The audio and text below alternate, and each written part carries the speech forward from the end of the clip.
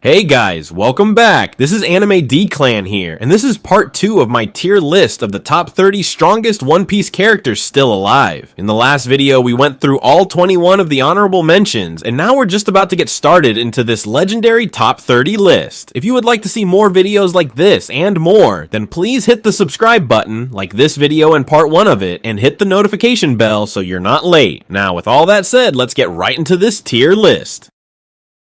To start off my top 30 strongest characters in One Piece, at number 30 we have Bonnie.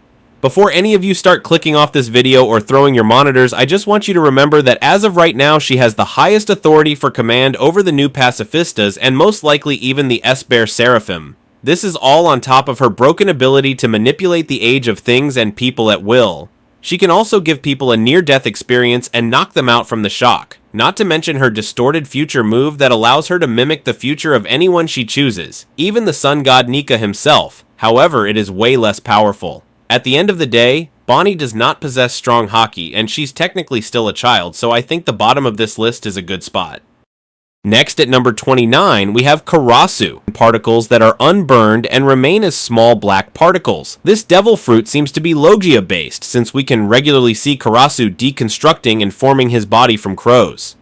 Karasu can individually communicate with each crow created at the same time. Karasu doesn't have to only make crows though, because we see him spread his soot around the battlefield while fighting the world government and create giant spears. Karasu even had a short clash with Admiral Fujitora after the Dressrosa arc, but to be fair, Fujitora was holding back a lot at the time.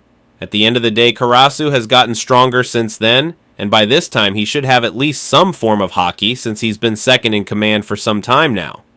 Next, at number 28, we have the first commander of the Blackbeard Pirates, Jesus Burgess. I think this has to be one of the most underrated characters in One Piece. He has the buff fruit, which gives him superhuman physical strength. Imagine giving an already physically strong character a devil fruit to make them even stronger. He can casually lift a mountain and throw it with no effort like we seen in the Trafalgar Law versus Blackbeard fight. Imagine Jesus Burgess full power punching with armament haki. End of story, Burgess could turn out to be near or on the same level of strength as Garp, minus the difference in haki. With superhuman strength also should come with at least some sort of speed buff because the buff fruit should also be adding strength to his legs as well. These superhuman feats will only get stronger with Jesus Burgess potentially developing really strong armament haki and improving his observation haki. Next, at number 27, we have the captain of the Deadbeard Pirates, Marco the Phoenix. Marco's Phoenix Devil Fruit gives him insane durability and regeneration abilities that make up one of the coolest looking transformations in One Piece. However, Marco isn't known for having high attack power. He has fought King and Queen at the same time for a short amount of time, but he didn't hurt either of them at all. After spreading his flames to slow down the spread of Queen's Ice Oni virus, he was pretty much out of action for the rest of the arc. However, his Phoenix flames are strong enough to block magma from Akainu, as seen in the Marineford War. At the end of the day, Marco seems extremely Devil Fruit reliant, which Haki Mastery users can take advantage of. Next, at number 26, we have Absolute Metal Garbage, the worst haki prodigy ever. The one-armed control metal with his magnetic abilities, but he's not exactly moving like Magneto. This guy is out here ramming Big Mom with a metal bull. Law was the one who did 60-70% of the work when fighting Big Mom because Kid didn't have an ability to bypass Big Mom's durability, like Law. He also didn't have the haki to do so. When fighting Kaido, his first commander did more damage than he did. In the past, we praised Kid for getting his arm taken by Shanks. Then we find out that he never even saw past Ben Beckman, and he was the one to take his arm. We all thought Kid was very durable. Tank said otherwise. With all that said though, Kid's laser against Shanks' fleet during the future sight was pretty cool how he could just wave it through the ships like it's a sword, and against most pirate crews, not including Yonko crews, that would be enough to wipe them out.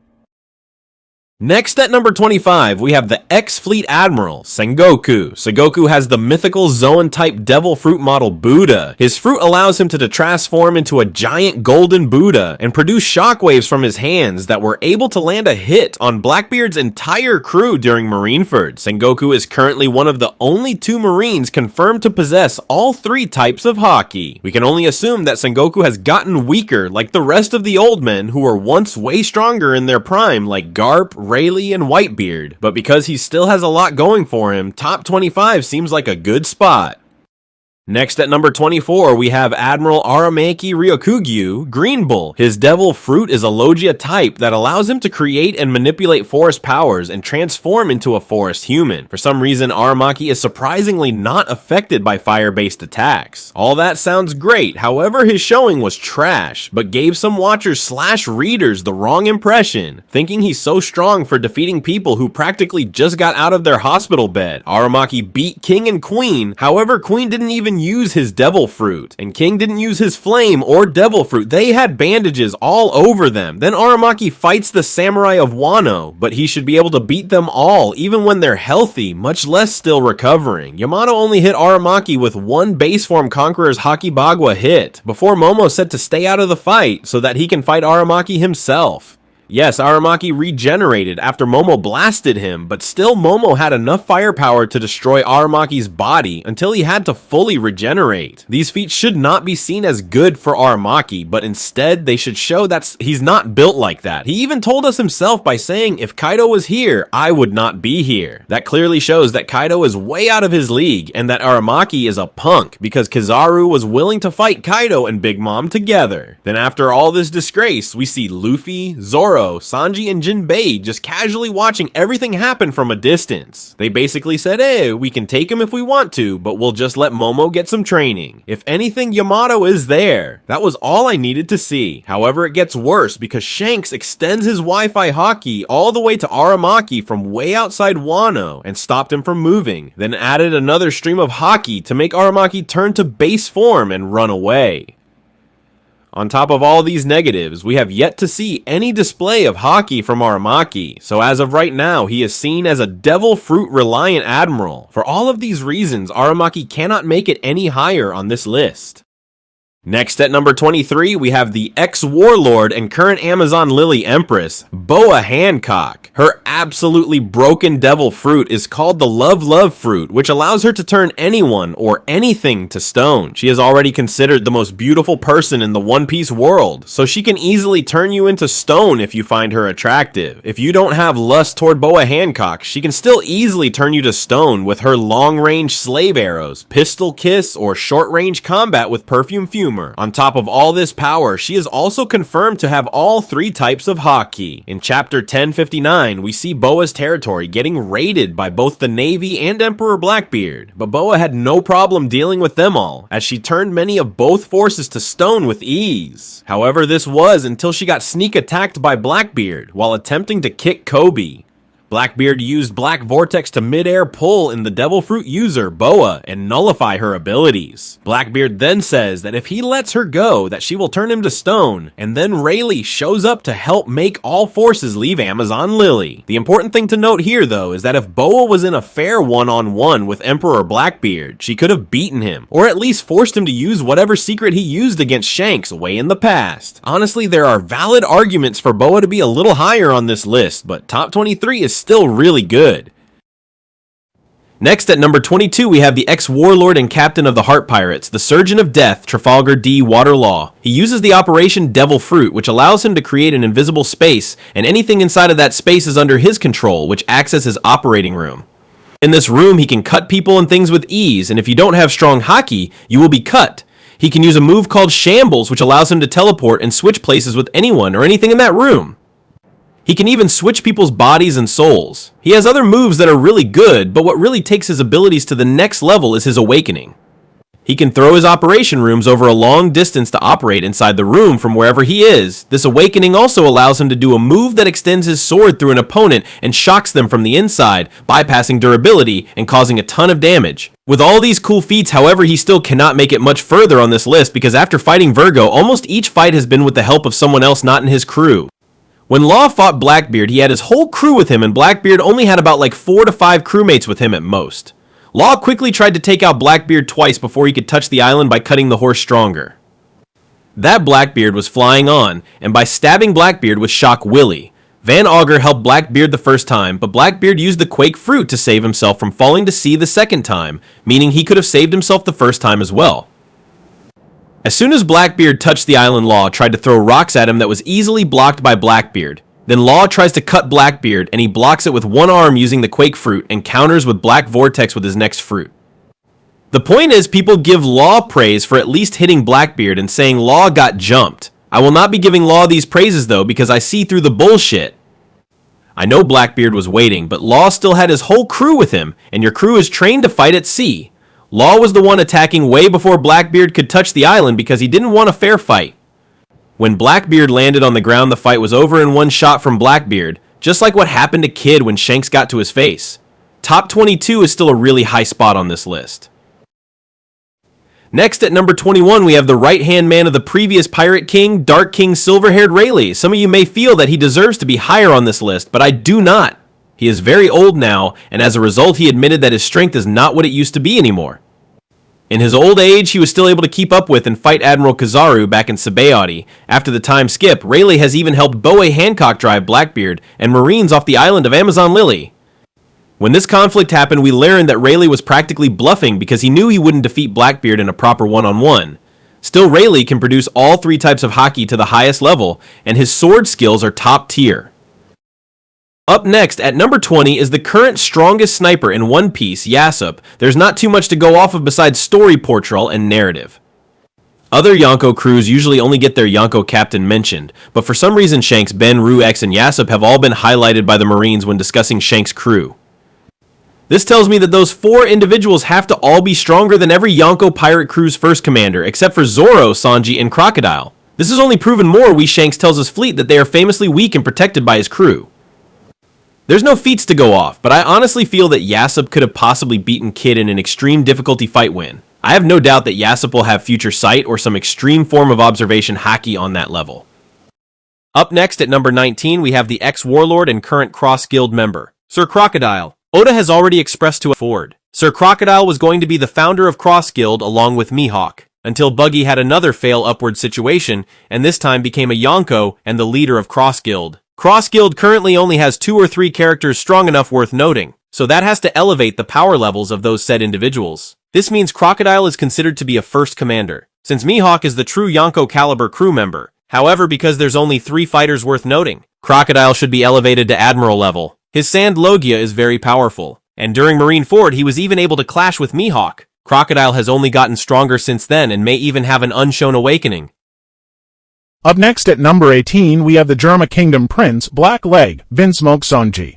Sanji should already be solidified as at least a Yonko first commander level character to everyone with a working brain. After awakening his Germa DNA, he possibly now is the most durable character in the story without a devil fruit, other than of course King and the Seraphim. I'm talking straight up standing there and tanking an attack without blocking, or haki, or devil fruits. His speed, strength, also got a boost with the addition of being able to regenerate. Sanji can run through the air by skywalking, and he has really good battle IQ. Sanji also gained stronger armament haki, which finally allowed him to make his legs burn hotter without burning, resulting in his new blue flame technique. I believe his blue flames should technically be hotter than Akainu's magma. Sanji not being considered a devil fruit user means he has the ability to swim and haki shouldn't be able to interfere. After that he managed to kick Elder Venus Juro in the face so hard that he drew blood. The highest level, but Garp never used any weapons like Roger did. In with the sword group to rescue Ko maybe limits to Garp's observation haki into the fight. Her devil fruit transforms her into a mythical Volf that increases all base stats and grants her ice powers. She can use a technique called Divine for a 50 at most. Then we see Zoro equally clashing with Elder Venus Juro. Zoro continues to climb the ladder at a very fast rate.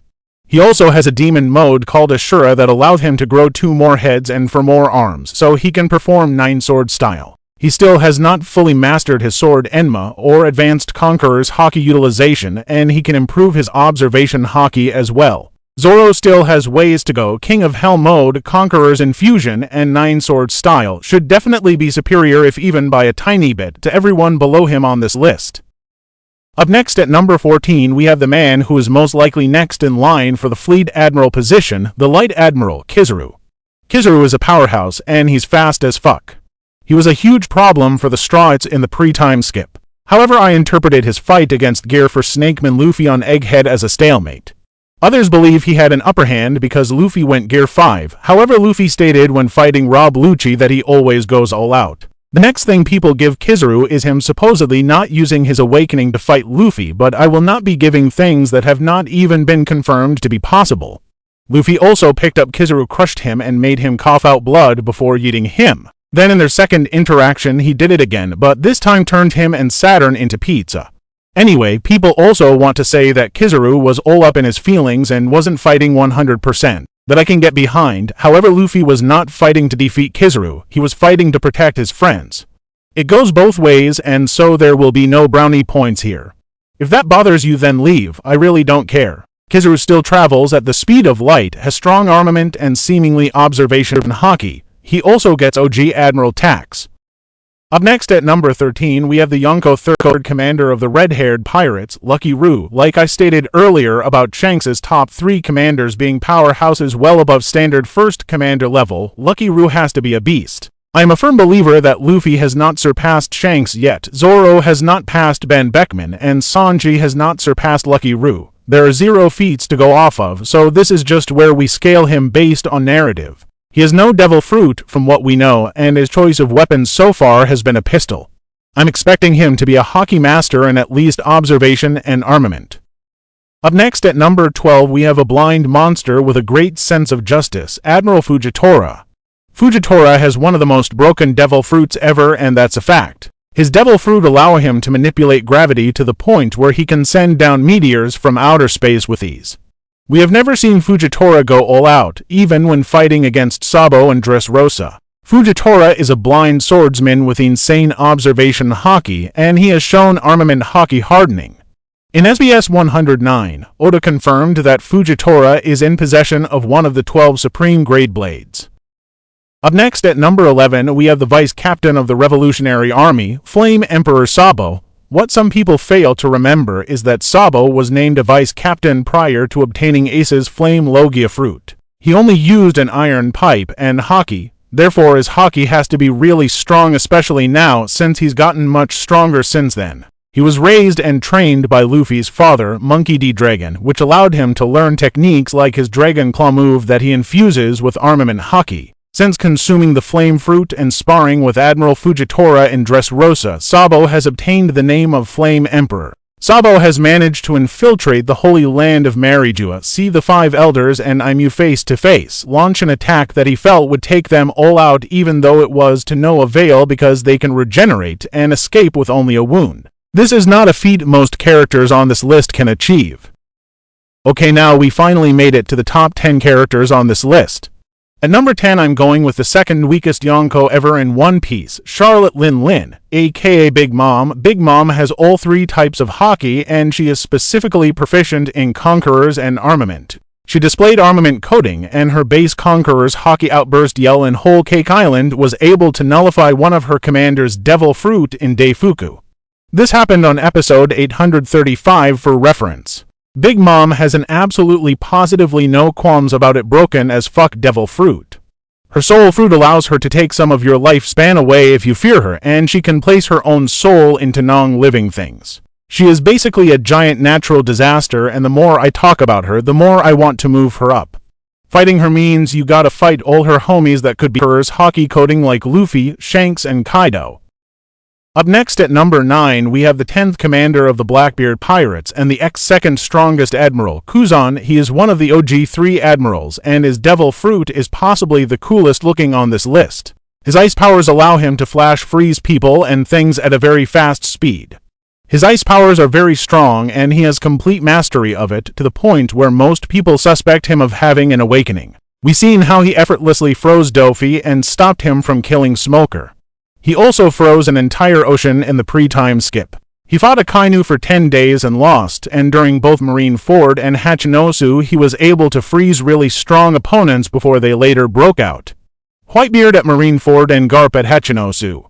During Kuzan's fight with Garp, it became clear that Kuzan has really powerful armament hockey, and Kuzan was holding back the entire time. That's crazy to believe because we know how strong Garp still is. Up next at number 8 we have the strongest right-hand man in One Piece, Ben Beckman. This placement is mostly based on narrative. He has no devil fruit that we are aware of, and we never seen any Haki feats. However, we can assume that Ben Beckman has Conqueror's Haki at a very high level to parallel the connection of Rayleigh and Zoro. I do believe the new generation is meant to surpass the old, with the exception of Joy Boy only getting surpassed by Luffy. I believe 1000% that Ben Beckman has surpassed Prime Rayleigh, and since he does not use a devil fruit, it's likely that Ben already surpassed Rayleigh in all areas of Haki, even if by a little. In Marineford, Kizaru was shook hard when he saw Ben Beckman is the captain, but Ben Beckman is the strongest. Up next at number 7 we have the strongest Marine alive, Fleet Admiral Akainu. His Magma Devil Fruit alone has the highest single target attack power we've seen in the story so far. He made a hole in Ace, then the side of Whitebeard's face, and then his chest, then one-shot Jinbei and Luffy, then took Kuzan's leg, and most recently Kuma's face. This man does not know what holding back is. He can turn into magma, rain down magma fists, and his physical attacks become more deadly. He has confirmed armament and observation Haki, and because we saw how good Kuzan's Haki was against Garp, it only elevates what Akainu can do since he beat Kuzan in an all-out 10-day battle. It was stated that Akainu spared Kuzan's life. As a fleet admiral, you are automatically considered Yonko level in my book. Up next at number 6 we have the world's strongest creature, and to some people he's arguably the strongest Yonko, King of the Beasts Kaido. Kaido has almost reached the peak of all 3 types of Haki fruit that transforms him into a dragon. In this form he can fly, shoot beams from his mouth, make continuous razor-sharp wind blades, increase his durability, and ignite himself in flames to the point where the flames are too hot for you to attack him by physically touching him. In Kaido's base form he is already super durable thanks to his ogre genes, to the point where he purposely fell from Sky Island and did not get hurt. When he uses his hybrid form he gains a significant boost to all his already broken base stats. When he combines this with Haki infusion into his weapon, it's game over for almost anyone on this list. By the end of Wano, it was clear he was still a bit stronger than Luffy. However, Luffy has gotten stronger since then. I also cannot place Kaido above Shanks because Shanks turned back Kaido from coming to Marineford during the war. Now it's time for our top 5 placements. Up next at number 5 we have the future king of the pirates and newest Yonko member, Sun God Monkey D. Luffy. Luffy now has mastered all 3 types of Haki including Future Sight, but there still might be another who believe has that edge. Luffy has the edge because I believe Kaido and Luffy are now both evenly matched in all areas of Haki, however Luffy has the better devil fruit. It was stated by the elders that the Nika fruit is the most ridiculous fruit ever, already solidifying Luffy as the strongest devil fruit user before Haki. Luffy gets crazy Haki blooms, so the more a fight goes on, the more his Haki will improve. At the same time though, his Gear 5 form has a short time limit. When Luffy was manhandling Kizaru and Saturn at the same time with ease, it confirmed with me that Luffy has now reached Kaido's level and obtained the slight edge. Up next at number 4 we have the strongest and coolest Yonko of them all, the red-haired Yonko, Fig Garland Shanks. Shanks is currently at the pinnacle of Haki mastery and has even displayed Haki feats no one knew were possible. Shanks stopped Kaido off-screen from showing up to Marineford. Then at Marineford, he blocked Akainu's magma attack and let everyone know to stand down or you'll be fighting him. Gets word that Eustace Kid came to Elbaf and wants to pick a fight with him. We seen an insane Haki Future Sight feat before Shanks one-shot Kid. Shanks defeating Kid in one shot shows the difference in power between him and Big Mom, who hit Kid multiple times with her new strongest move called Misery, but was only able to draw blood and almost make Kid go unconscious. I also still have Shanks under Mihawk because he wields a sword. Up next at number 3 we have the world's strongest swordsman, Marine Hunter Mihawk. There are pretty much no feats to go off of, so this is where narrative takes over. Mihawk has possibly the best or second best observation Haki because it's so good that he's known as the clairvoyant. His armament Haki is out of this world as well as his sword skills. He is not a confirmed Conqueror's Haki user, but I don't think the story would make much sense if he wasn't. While everyone in the sea was traveling with a crew, he was traveling alone. Despite not being a confirmed Conqueror, he is still Shanks' equal. There are only 12 superior grade blades and Mihawk has 1 in Yoru. There has only been to maybe 3 confirmed black blades, and one of them is Yoru. The only other confirmed person to achieve a black blade is the previous sword god, Ryuma. Mihawk joining Cross Guild now has fans that actually know better, start to see Mihawk as the actual Yonko. In the end, the narrative says that Mihawk should be stronger than anyone with a sword until Zoro surpasses him. The last of placements shouldn't be a surprise when you realize who I haven't said yet. Only has armament hockey and regular base hockey. However, Blackbeard might be the biggest mystery on this list. He is somehow able to nullify opponents' devil fruits by touching them. Not only that, but Blackbeard is somehow able to use two devil fruits at the same time when us readers are told that it's impossible to do. It was shown to us by Saturn that Blackbeard is a part of a special lineage, and now fans speculate that his lineage could be what allowed him to use multiple fruits. Blackbeard has the strongest Paramecia-type devil fruit after he stole it from Whitebeard's corpse. He also has his original fruit, the Darkness Fruit. His Darkness Fruit is classified as a Logia, but for some reason Blackbeard does not gain the Logia body like the Logia Admirals do. His move Black Vortex pulls in Devil Fruit users and makes it that much easier for him to touch them and nullify their fruit. Blackbeard also managed to leave the scar over Shanks's eye, and when Shanks told Whitebeard about it, he said he did not get the scar by lowering his guard.